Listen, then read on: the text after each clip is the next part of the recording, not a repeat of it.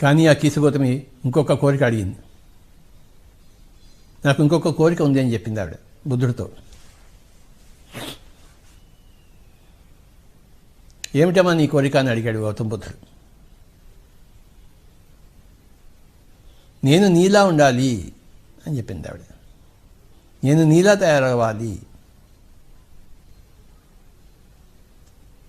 ఓహ్ అంతేనా, ఇలా వచ్చి కూర్చో, కళ్ళు రెండు మూసుకో, చేతుల్లో చేతులు పెట్టుకో, వేళ్లలో వేళ్ళు పెట్టుకో, శ్వాస మీద ధ్యాస పెట్టు, నేను చెప్పేదాకా కళ్ళు తెరవద్దు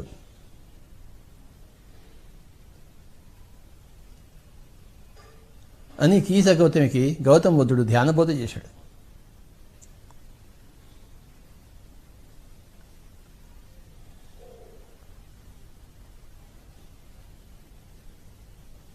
ప్రపంచంలో రెండు వ్యక్తులు ఉన్నారు. ఒకడేమో కీస గౌతమి టైపు, రెండోదేమో గౌతమ బుద్ధుడు టైపు.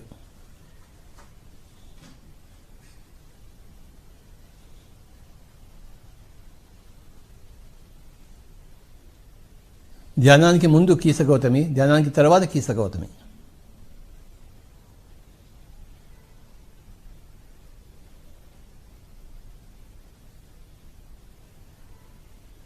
ధ్యానానికి ముందు కీస గౌతమి తన ఇంట్లోనే చావు చేసింది.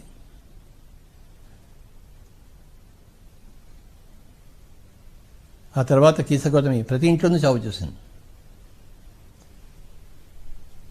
అప్పుడు ఆవిడకు జ్ఞానం వచ్చింది.